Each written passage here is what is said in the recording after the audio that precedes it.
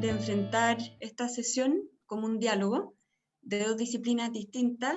Sin duda está súper bien pensado que sea un ciclo interdisciplinario que se acerca al tema del aborto y la eutanasia de distintas miradas, porque estamos ante un problema que tiene múltiples aristas, ¿cierto? Nosotros hoy solo vamos a centrarnos en aspectos biológicos y médicos. Yo soy biólogo, trabajo en la Facultad de Biología, entonces yo les voy a dar una visión de estos cuidados que de la vida, o sea, pero no en todos los aspectos, sino que en algunos aspectos que personalmente a mí, que son los que más me interesan, que son el aspecto de la fecundación y, y del desarrollo. Como sabemos, la vida tiene distintas fases, distintas caras. Este es un esquema, ¿no es cierto?, que yo hice, así que por eso a lo mejor que no está tan bonito.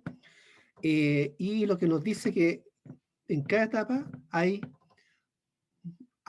fases críticas, desde que uno nace hasta que uno crece, se desarrolla.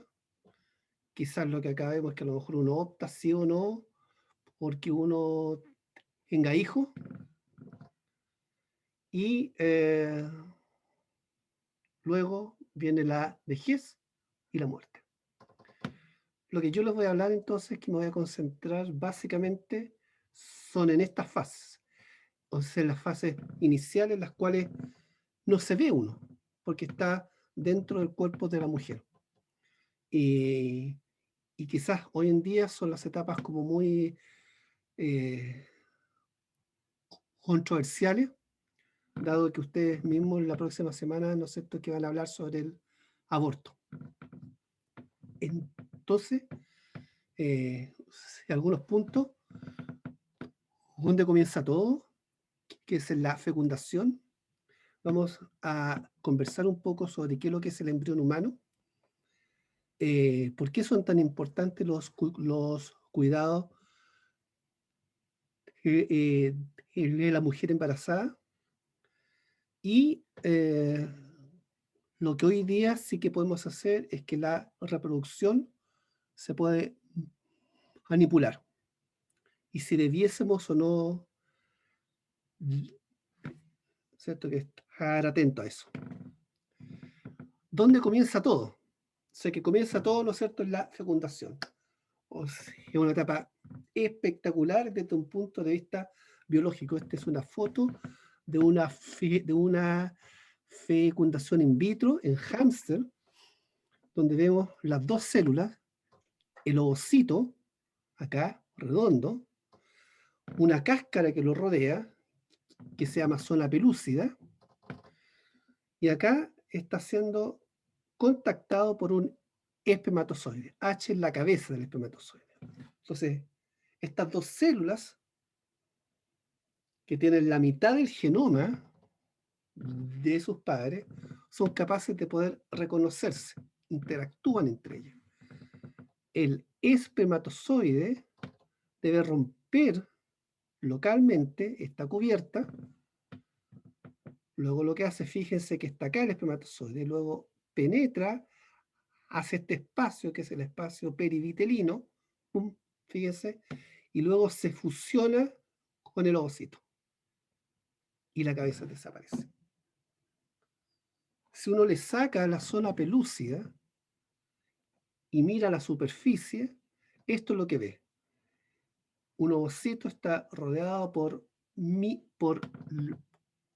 o lo que se llaman microvellosidades, y que cuando se une con un espermatozoide, estas como que lo rodean y lo abrazan.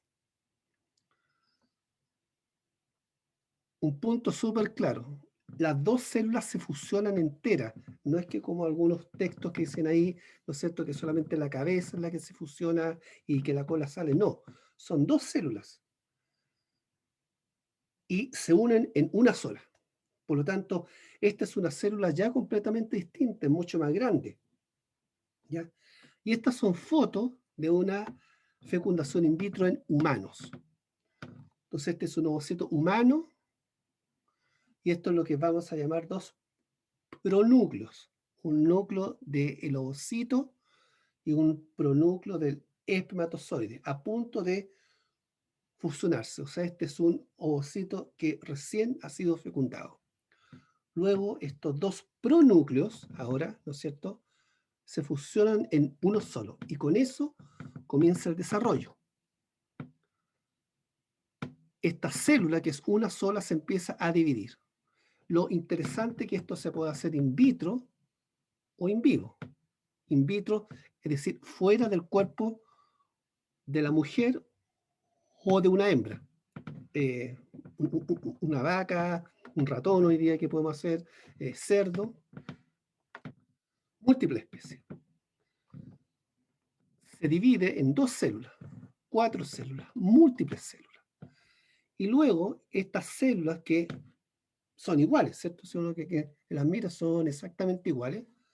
Luego, in vitro también, se comienzan a diferenciar, es decir, ya no son exactamente las mismas. Se forma una cavidad, ¿ya? Y solamente estas células, ¿no sé? Entonces, que las que están arriba, son las que van a formar el embrión. El resto va a formar lo que es la placenta. Entonces ya tenemos la primera etapa, que el embrión de mamífero, y en particular el humano, comienza a diferenciarse. Entonces les voy a mostrar dos diapos en que yo he visto algunos argumentos y dicen, bueno, o sea, pero el embrión a esta altura, uno ve que todas las células son iguales, es un conjunto de células. Entonces la pregunta desde el punto de vista biológico que vamos a ver, si es realmente el embrión a esta etapa un grupo de células o es más que un grupo de células. Primero, en ratón lo que se ha visto, que si ustedes fíjense, se pueden colorear a una célula y otra de poner de otro color. Si pasa esto, fíjense, las dos células no es que se mezclen al azar, las dos células generan zonas distintas dentro de esto, ¿no es cierto?, que se llama el blastocisto. O sea, estas dos células que, ¿no es cierto?, que aparentemente son iguales, desde la primera división van a tener destinos completamente distintos. No son iguales. No son iguales. Posteriormente, la célula, esta comienza a crecer, se comienza a diferenciar, y estos son fotos de humanos, ¿no es cierto?, embriones humanos, hasta los días 56 días, 3 meses. 60 días. 2 meses, perdón. 2 meses. 8 semanas. En las 8 semanas está formado casi todo el sistema nervioso, tiene todos los brazos, hígado, intestino, incluso se empieza a mover. Y les muestro esta foto porque hoy día en Chile, ya que van a hablar la próxima semana del aborto, la ley dice que incluso la mujer podría abortar hasta las 18 semanas. Es decir, en etapas muy posteriores a esta, ya cuando un embrión está sintiendo. ¿Qué más? Una cosa importante desde el punto de vista de la biología, que hay ciertos tipos de tumores que no son tumores como el cáncer, sino que se llaman teratomas. Y lo que sabemos de los teratomas, que si uno los saca y los mira por dentro, tienen tejidos completamente formados. O sea, incluso sé que como este dibujo tiene piel, tiene pelos, tienen dientes, tienen parte del sistema nervioso. Entonces la pregunta es, ¿son estos teratomas un ser humano? ¿O es que los seres humanos somos mucho más, de nuevo, que un conjunto de células? Somos más que un conjunto de células, creo yo. No es que solamente seamos una colección de dientes, pelos, brazos, más que un tumor, por ejemplo.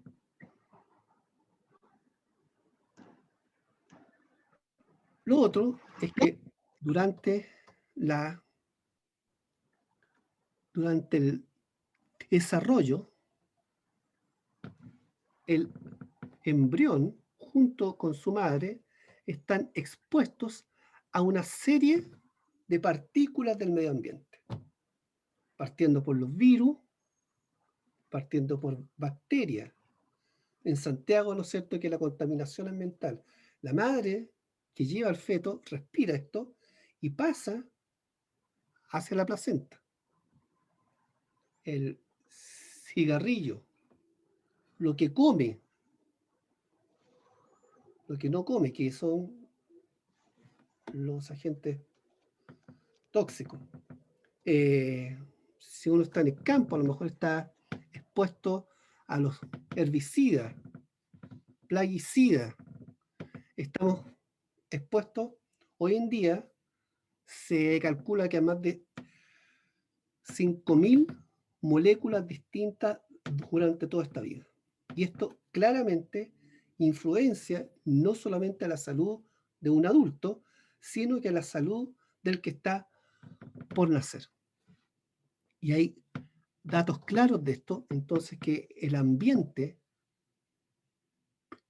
prenatal influye en el desarrollo posterior del niño. Esto es una tabla, entonces, que nos dice que el ambiente intrauterino programa al que está por nacer y es posible que, o sea, no, hay datos concretos que patologías como la hipertensión, el asma, la resistencia a la insulina, tengan que ver con cómo fue el ambiente intrauterino. No es tanto lo que nosotros comemos como adultos, sino que cómo nos cuidaron durante nuestro desarrollo desde que éramos una célula. Esto ya lo vimos. Y por último, espera, porque aún más. Hoy en día, la infertilidad, es decir, la incapacidad de que una pareja no pueda concebir un hijo, es considerada una enfermedad. ¿Ya? Millones de parejas en todo el mundo no pueden concebir un hijo por la vía natural. Pero esto, hoy día se puede solucionar la infertilidad. O no sé si es que se soluciona la infertilidad, pero sí se puede solucionar el que una pareja tenga un hijo. Esto lo hizo Robert Edwards el año 1978, cuando nace Louise Brown, que es el primer ser humano concebido in vitro, es decir, fuera del cuerpo de la mujer. Hoy en día, por ejemplo, además de la fecundación in vitro, que es poner un ovocito en una cápsula de vidrio y juntarlos con los espermatozoides, y la fecundación se hace igual que in vivo. También se puede simplemente inyectar un espermatozoide. Es decir, uno toma con 2 pipetas Una toma el ovocito, otra, uno escoge cuál es el espermatozoide que va a tomar y lo inyecta. Y con esta técnica, que es el ICSI, también han nacido millones de personas en el mundo. Hoy en día tenemos 18 maneras de cómo podemos, ¿cierto?, es que tener un niño. Sexo natural, inseminación artificial, con el semen del marido, con semen comprado. Ustedes pueden comprar semen, hay páginas web que lo venden y le muestran cuál es el donante, qué edad tiene, el color del pelo, el color de los ojos, no sé, qué educación, universitario, etc. Ovocito igual. Fecundación in vitro, ICSI, con embrios donados. Si ustedes tienen esto y no se quieren, ¿no es cierto?, que quedar embarazadas, pueden también arrendar un útero. ¿Ya? De hecho, Ronaldo así lo hizo. Él quería tener otros 2 hijos más. Tenía uno.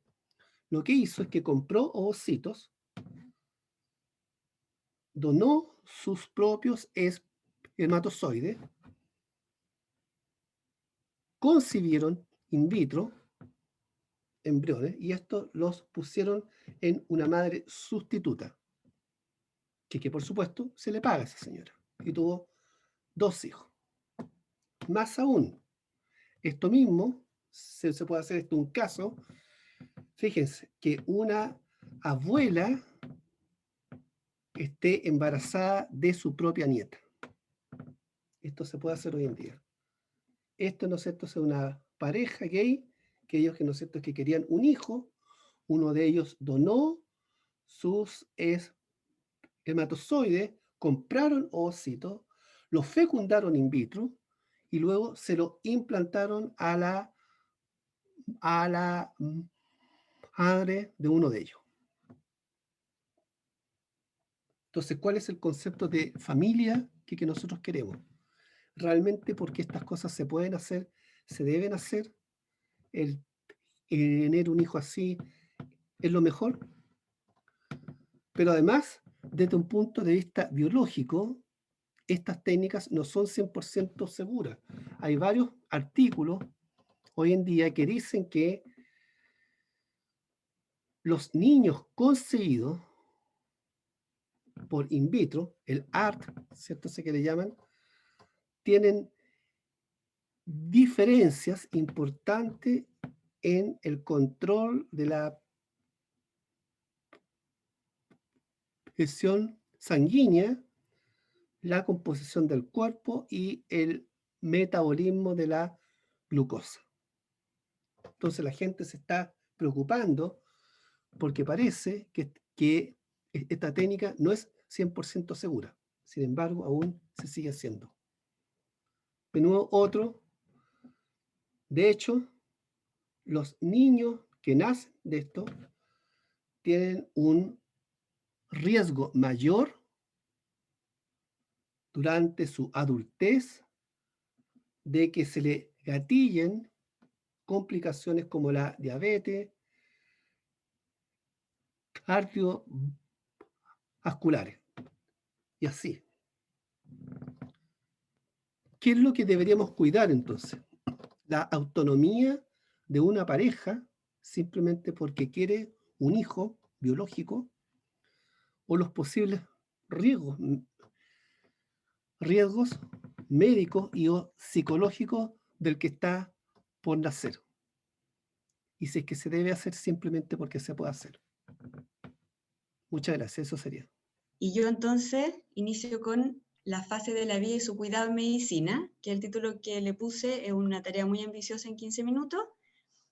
Yo soy médico internista, trabajo con médicos, o sea, con pacientes adultos, y tengo formación filosófica, entonces voy a hacer en realidad una presentación que, como puse acá en el itinerario, tiene una perspectiva un poco mezclada, digamos, desde la filosofía de la medicina y la bioética, y de lo que es mi experiencia clínica como médico. Trabajo en el Hospital de la Florida, en el servicio suroriente de salud pública, y también incluye algunos aspectos al final de una reflexión más desde la pastoral sanitaria, por nuestra identidad católica como universidad.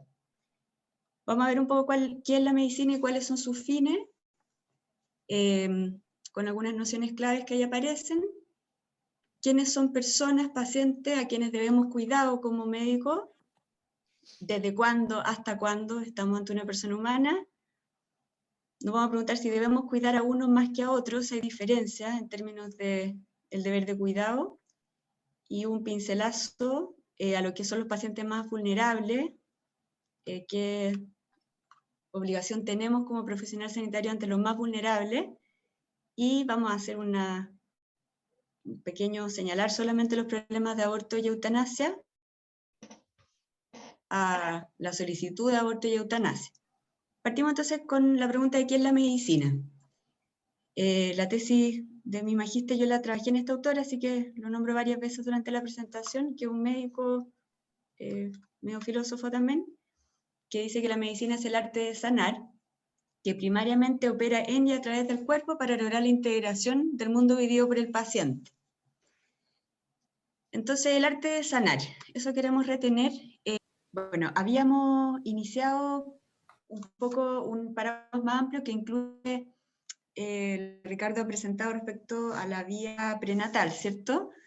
La también debe ser cuidada por la medicina, entonces vamos a volver un poco a este panorama más introductorio que tiene que ver con lo que es la medicina y cuáles son sus fines. Este es un grupo de Hastings Center, que es un grupo interdisciplinario, no religioso en ese sentido, son la mayoría expertos profesionales de distintos ámbitos, filósofos también, que hace un tiempo atrás se dio cuenta que con la complejización creciente que tiene la atención de salud era necesaria una reflexión sobre qué era la medicina, ya no era obvio qué era la medicina. Entonces sale esta declaración del Hastings Center, que es un pivote en lo que es la definición de la tarea de los profesionales sanitarios, y que define estas 4 fines de la medicina, que son la prevención de las enfermedades, la promoción de la salud, el alivio del dolor y el sufrimiento causado por las enfermedades, la curación, en que lo que interesa más resaltar es que la medicina no solo se encarga de curar la enfermedad, sino que tiene, como mencionaba Ricardo recién, el deber de prevención y promoción, ¿cierto? En esa vida iniciándose, se juega mucho de la salud futura, y vamos a ver cómo incluye no solo el curar, sino que el cuidar. Entonces, en este sentido, el concepto de sanar, en inglés to heal, que está ampliamente tratado en la literatura, tiene que ver con ayudar a la persona a restablecer la integridad perdida por una enfermedad, pero es más amplio que curar, y eso es importante. En inglés las palabras a lo mejor las conocen, to cure es distinto que to care, curar o cuidar, ¿cierto? Y obviamente el curar es un fin primario de la medicina, podría decir que no, en el sentido de ayudar a recuperar una integridad corpórea asaltada por una enfermedad, pero el cuidar, que atiende las dimensiones psicológicas, sociales, espirituales afectadas por este asalto corpóreo de la enfermedad, es igual de constitutivo, y lo que es más importante, y tiene mucho que ver en el caso del aborto y la eutanasia, que curar en medicina es a veces posible. Quisiéramos creer que es casi siempre, pero la verdad es que es a veces. Yo soy internista y trabajo con enfermos adultos que la gran mayoría de ellos nunca se va a curar, son enfermos crónicos. Entonces, obviamente hago todo lo posible por ayudarlo a mantener su enfermedad a raya, pero lo que siempre puedo hacer es cuidarlo. Y eso es bien importante tenerlo en cuenta en estas situaciones que Ricardo mencionaba y que vemos en los proyectos de ley que se están proponiendo, que pareciera fundarse todo en aquellas situaciones en las cuales estoy tratando de curar al paciente o de salvar su vida, pero estamos olvidando que hay toda una constelación de dimensiones que debemos proteger también, y que la medicina se dirige a ella. ya sabemos entonces que tenemos que sanar, incluyendo el cuidar a los pacientes, pero ¿quiénes son los pacientes? Todas estas preguntas, por obvias que sean hoy en día, hay que hacérselas, porque justamente por negarle la calidad de paciente al no nacido es que no lo estamos cuidando. Entonces, esta parte yo creo que la voy a anunciar y le voy a dejar la tarea a Alejandra Carrasco, que le habla la próxima semana, una filósofa connotada, ¿cierto? Pero basta decir hoy día que persona es un nombre propio, o sea, designa a un individuo particular, ¿ya? De la especie humana, que es una especie, ¿cierto? Que se puede hablar de ella en términos biológicos, pero desde el punto de vista filosófico, es una especie que tiene una cierta naturaleza racional. Entonces, la persona es el individuo existente que se identifica con una cierta naturaleza de su especie, ¿cierto? Ser persona es la única forma de pertenecer a la especie humana. Señala un alguien el decir persona. Hay una gran dificultad para definir lo que es ser persona porque justamente los nombres son difíciles de definir, ¿cierto? Definir a Alejandra es difícil porque yo estoy señalando a Alejandra y la puedo ver, identificar, pero definirla siempre va a llevarnos a los universales que ya se alejan del particular. Entonces, es difícil definirla y la gente que engancha en eso dice, bueno, es que si es difícil de definir quiere decir que es un concepto inventado, etcétera, pero hay que hacer la distinción ahí. Y es también difícil de identificar, y eso es importante porque es fácil decir, bueno, no puedo definir a Alejandra, pero la puedo identificar. Pero ¿cómo identifico a la persona?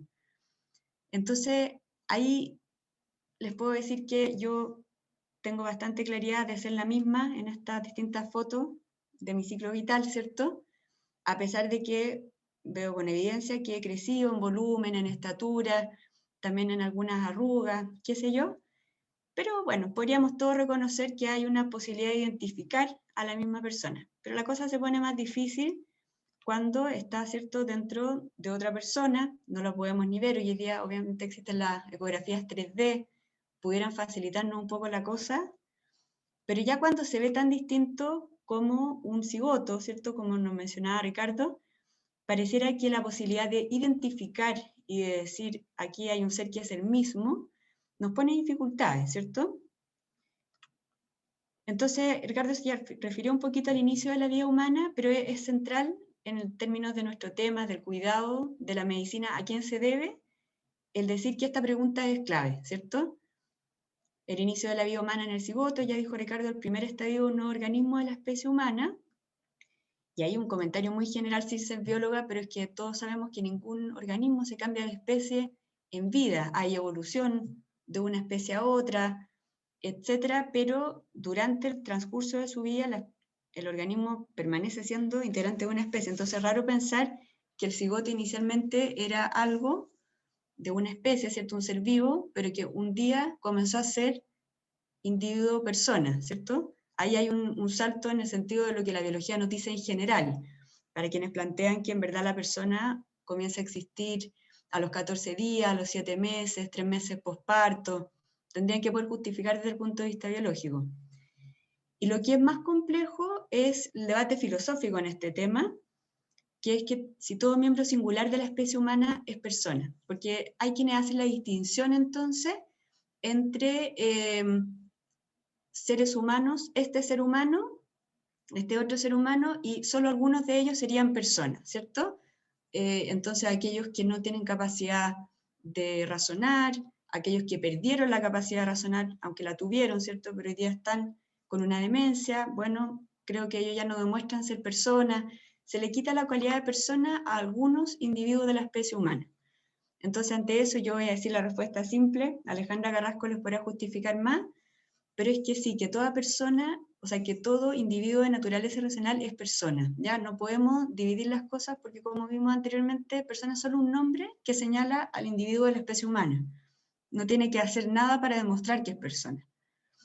Y en esto es súper importante, y les dejo aquí un cuadro nomás para que vean la complejidad del problema, porque el poder observar empíricamente cambios en el desarrollo desde el cigoto hasta el final de la vida, ¿cierto? El desarrollo de capacidades, de cualidades, lo podemos hacer empíricamente, o sea, Ricardo nos puede mostrar toda la evolución de la vida prenatal, se puede estudiar el ciclo vital adulto, pero no corresponde a la ciencia empírica, ni a la biología, ni a la medicina biomédica, digamos, explicar lo que subyace al cambio. Nosotros observamos cambios, la identidad genómica, por supuesto, si uno le toma una muestra de ADN a toda esa fase, bueno, es el mismo ADN, pero no basta como explicación. Esto es un problema filosófico, metafísico y lógico. La pregunta, ¿qué es lo que subyace a lo largo de todo ese recorrido, esa trayectoria que da unidad e identidad al individuo? En el fondo, ¿quién es el portador o el sujeto de todos estos cambios que observamos? Ya, y eso es la filosofía, es la sustancia que está detrás, ¿cierto? Entonces, problema. Dijimos entonces que ese cigoto ya tiene que ser protegido, y cómo vamos a ponernos de acuerdo en qué individuo de la especie humana y persona. Quiero entonces entrar en el tema de la vulnerabilidad del ser humano y su protección, porque estamos aquí ante un deber de cuidar, ¿cierto?, la salud, la vida, pero nosotros hemos olvidado en medicina, ¿cierto?, que tenemos un deber particular de cuidar, porque no solo cuidamos personas en cualquier estadio, sino que cuidamos personas vulnerables.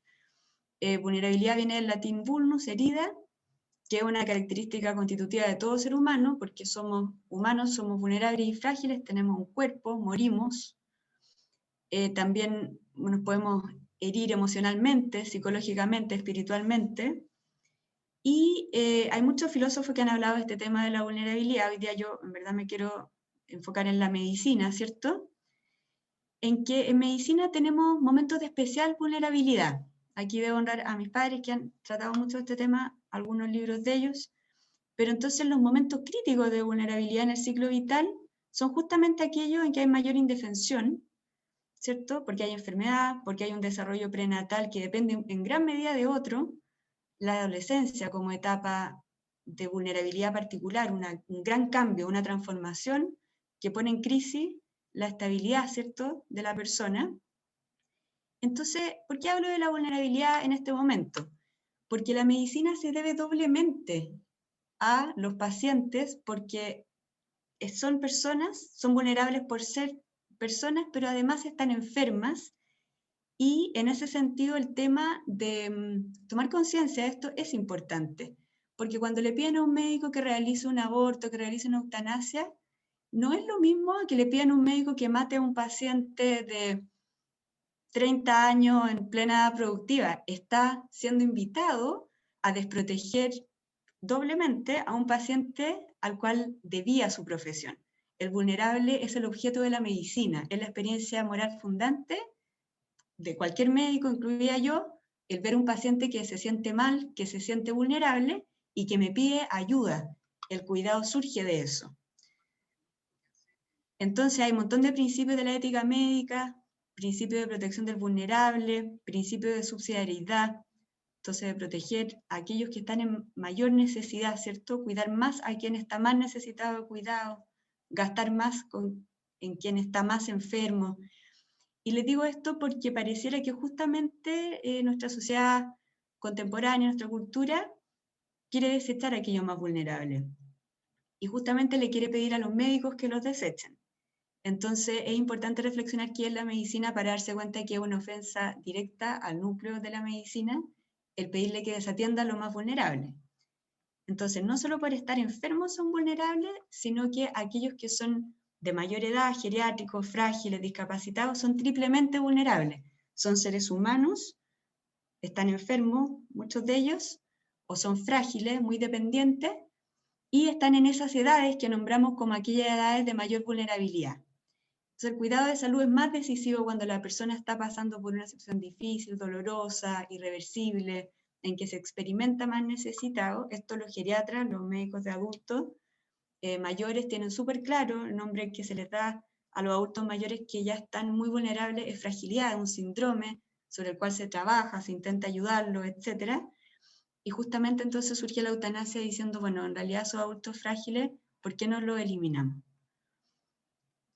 El paciente no nació, ya habló bastante Ricardo, pero en el fondo lo mismo. Estábamos viendo que hay dificultades filosóficas, biológicas, para entender el problema de cómo identificar, ¿cierto?, que es un paciente. Pero, siendo bien honesto, en realidad lo que ha pasado es que es una estrategia para negarle cualquier protección a ese paciente vulnerable, el negarle el estatuto de persona y de paciente al que está por nacer. Lo deja completamente desprotegido. En la aprobación en Chile del proyecto de despenalización del aborto en 3 causales, aquí hay un titular nomás que saqué de un diario, pero que el gran ausente fue el embarazo vulnerable, sabiendo que las causales todas constituyen situaciones de embarazo vulnerable en que la medicina debía justamente reforzar, ¿cierto?, la protección. Y ahí Ricardo ya habló de cómo se conoce hoy en día en medicina que muchas de las enfermedades de la vida adulta tienen su momento decisivo en la vida prenatal. Entonces, no preocuparse de proteger el embarazo y más bien decir, no, un paciente no nos importa, es una solución que va contra lo que la medicina debía hacer. Paciente terminal, el extremo de la vía contrario, ¿cierto? Los cuidados paliativos son la respuesta que, como todos los médicos que trabajamos en hospitales públicos en Chile, tenemos completa claridad de que hay una necesidad, un vacío que debemos, como sociedad y como universidad, ¿cierto?, ser proactivos en solventar, cubrir. Las personas en su fin de vida requieren un enfoque diagnóstico y terapéutico multidisciplinario que mejore su calidad de vida, que le ayude, ¿cierto?, al alivio del sufrimiento, al tratamiento del dolor, los problemas físicos, psicológicos, espirituales, sociales, etc. O sea, eso estamos todos claros que es un deber de la medicina. Lo contrario, la eutanasia lo que propone es el acto por el cual un médico u otro miembro del equipo de salud de forma intencional pone fin a la vida de un paciente administrando fármacos bajo una petición voluntaria y competente de esa persona con el fin de aliviarle un grave sufrimiento. Por eso se le llama la muerte dulce, ¿cierto? Porque el fin es noble. El medio no es tan noble, ¿cierto? Para terminar con el sufrimiento, acabo con el sufriente. Hay que diferenciar, sí, y que es muy importante esto porque genera confusión, la obstinación o ensañamiento terapéutico, que es otra cosa y que debe evitarse. Éticamente prohibitiva. No podemos nosotros ensañarnos con los pacientes, que es iniciar o continuar tratamientos médicos que no tienen otro objetivo más que prolongar la vida de los pacientes con pronóstico sobre vida muy limitado y sin terapias curativas. Entonces, esto es cuando los médicos en el fondo no saben parar. Eso está mal, hay que evitarlo y es muy distinto a la eutanasia. El rechazo terapéutico es la decisión de no iniciar o suspender una medida terapéutica a un paciente por solicitud voluntaria o competente. El rechazo éticamente válido también existe. Son muy pocas las terapias en realidad o las medidas sanitarias que son obligatorias. La gente tiene temor a que si entra al hospital le van a hacer de todo y no va a poder decir que no. Eso no es verdad, ¿ya? Entonces tratar de desmitificar un poco. Entonces el aborto y la eutanasia, en pocas palabras, frente a los fines de la medicina, ante una mujer embarazada que pide un aborto, el paciente no nació, no tiene voz para pedir ayuda, y el paciente en el fin de su vida está el médico enfrentando una situación de vulnerabilidad y necesidad extrema, ¿cierto? Tanto ante el no nacido que pide ayuda como ante el paciente en el fin de su vida. Por lo tanto, se debe triplemente a ellos y tiene triplemente el deber de cuidarlo. Ese es el punto acá. Justamente a ellos, la sociedad nos está pidiendo que el médico los elimine, es un poco curioso. Ante estas situaciones de vulnerabilidad, el principio que rija la acción debe ser lo que la medicina es y lo que sus fines son. Curar cuando sea posible y cuidar siempre. No podemos pedirle al médico que haga algo contra natura, ¿cierto? Provocar la muerte de cualquiera de estos casos termina con la vulnerabilidad, porque termina con el vulnerable. Por lo tanto, nunca será una acción sanitaria. En ese sentido, me parece a mí más justo que pusiéramos a disposición el acto, digamos, que ya no se va a considerar un ilícito de matar a la guaguita no nacida o a los adultos mayores en el fin de su vida, porque lo puede realizar cualquiera, si en realidad la técnica está escrita en internet. No sé por qué tienen que pedirle a un profesional sanitario cuando no corresponde a su profesión. El cuidado de la mujer con embarazo vulnerable y el paciente en el fin de su vida sí son acciones sanitarias. Desde un mensaje cristiano, 3 momentos del Evangelio que iluminan un poco todo lo que hemos hablado hasta ahora, es aplicable a cualquier profesional de la salud, tenga la creencia que tenga, ¿cierto? Nosotros como universidad quizás podemos todavía tomar estas 3 frases. Nadie tiene amor más grande que el que da la vida por sus amigos, ¿cierto? Entonces, ¿cómo desde lo que es ser profesional de la salud cristiano, católico, vamos a pedirle algo más contrario al mensaje evangélico, que no solo nos dé la vida por el otro, sino que se la quite? Luego, Jesús lo oyó y les dijo, no necesitan médicos los sanos, sino los enfermos. La misión propia del médico son los vulnerables, entonces cuando aparecen los triplemente vulnerables, los eliminamos en vez de cuidarlos. Hay una cosa ahí que no puede ser. Y el más vulnerable, otro Cristo, cuando Jesús nos dice que en verdad, os digo que cuando hicisteis a uno de estos hermanos míos más pequeños, a mí me lo hicisteis. Entonces, efectivamente, el ver en ese ser más indefenso, otro Cristo le da una potencia adicional a lo que es la labor del profesional de salud cristiano católico.